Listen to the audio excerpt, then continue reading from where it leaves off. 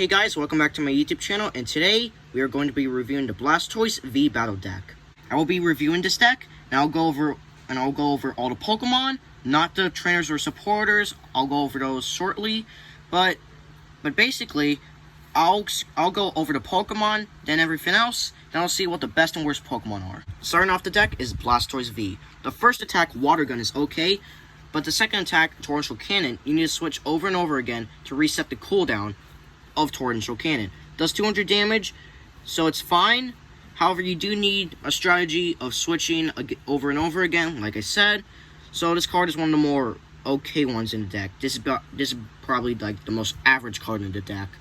Next up is Drednaw. The first attack, Vise Bite, is not great. It's okay, but not great. The second attack, Jaw Lock, is absolutely useless. This is probably the worst Pokemon in this deck because both attacks have basically no use. Next up is Sharpedo. This is one of the better cards in the deck, and I'll get over that soon. The first attack, Aqua Jet, does 50 damage, and this attack does 20 damage to one of your opponent's bench Pokemon as well.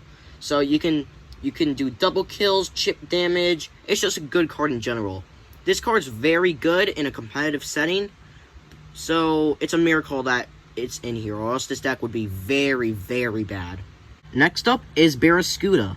So, the strategy here is you want to use Spiral Jet for 130, then you want to use Capacious Bucket to get the energy back, and then do that over and over again, 3 times.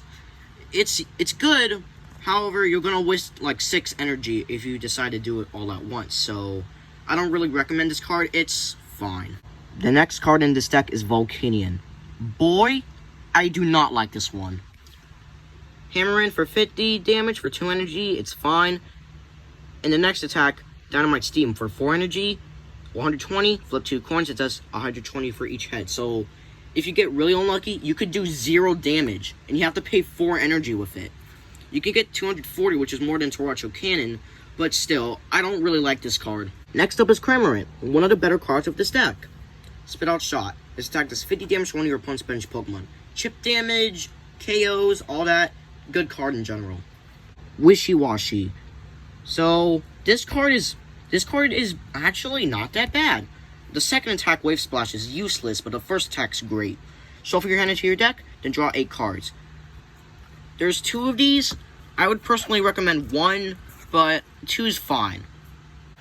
This deck has your usual trainer cards: Hop, Dan, Gym Trainer, Bead, and 1 Sonia. That's the only really good trainer in this deck. And that's about it. Next up is the best and worst cards of this deck.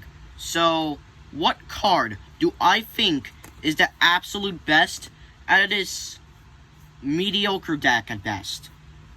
So, the best card out of this deck is Sharpedo.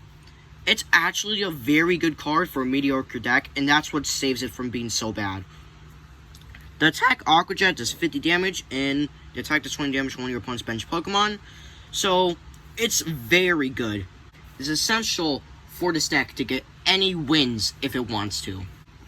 The worst card in this deck is Dreadnought. It wastes deck space. The attack is bad. There's nothing useful. Even Volcanion how to use.